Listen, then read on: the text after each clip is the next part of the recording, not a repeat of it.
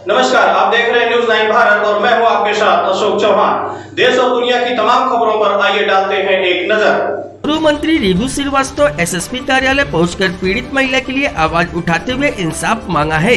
महिला आयोग में भी महिला ने शिकायत पत्र दिया था और उस पत्र को लेकर के रिभु श्रीवास्तव ने प्रशासन के ऊपर सवाल उठाए हैं।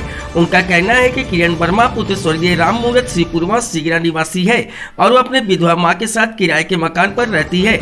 जीविकापार्जन के लिए सिलाई का कार्य करती है और लगभग 8 वर्ष पहले वीरेंद्र सिंह पुत्र प्रदीप सिंह पता भदोही से मुलाकात हुई और युवकों का लगातार घर पर आना जाना लगा रहा। दोनों में प्रेम संबंध हो गया। युवक ने पीड़िता से वादा किया था कि वो उससे शादी करेगा और इस दौरान उसने पीड़िता के द्वारा अर्जित किए गए पैसे अपने काम के लिए उससे ले लिया।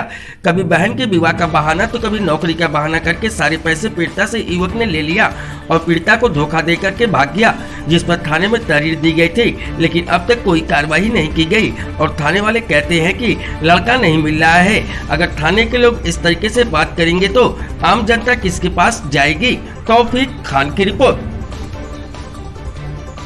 नाम बताओ। हम किरण वर्मा हैं। क्या करने यहाँ पे आई थी? आए थे एसएसपी सर से वो न्याय मांगने, क्योंकि मेरा यहाँ सिगरा थाना एकदम नहीं सुन रहा है। हम जितनी बार भी कॉल कर रहे हैं खाली बस यही बात हो रहा है कि आप बताइए वो कहाँ है, हम जाकर पकड़ लेंगे, लेकिन अभी उसके घर कोई एक भी पुलिस नहीं गया यहाँ से और हम यहाँ पागलों की तरह दौड़ रहे हैं। एसएसपी सर ने क्या आश्वासन दिया? एसएसपी सर ने आश्वासन दिया है कि हमारी कार्रवाई होगी, उसकी गिरफ्तारी भी होगी। आज ये हमारी छोटी बहन है किरण वर्मा करके, हाँ, बहुत सालों से हमारे साथ जुड़ी हुई हैं। पिछले 8-10 सालों से इनके शादी का झांसा दे करके, शादी का वादा करके, नाम क्या है, वीरेंद्र सिंह एक लड़का गोपीगंज का, इनके साथ रहता था।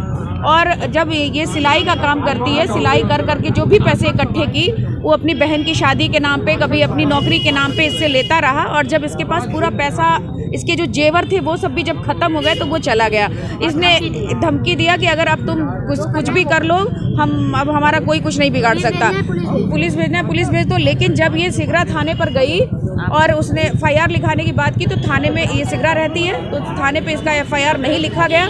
फिर ये महिला आयोग को कंप्लेन की अक्टूबर पिछले साल 20 में, और महिला आयोग से जब एक एप्लीकेशन आया थाने पर कि इनकी जांच की जाए और गिरफ्तार किया जाए जो अपराधी है।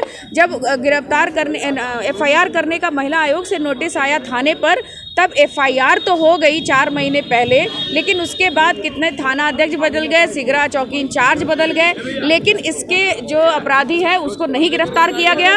और अब चौकी इंचार्ज से बात करिए या थाना अध्यक्ष से बात करिए, उनका ये कहना है कि तुम बताओ भाई, हम तो जा रहे हैं, वो नहीं मिल रहा है, अब तुम बताओ जब वो रहे तो मैं जाके पकड़ूं।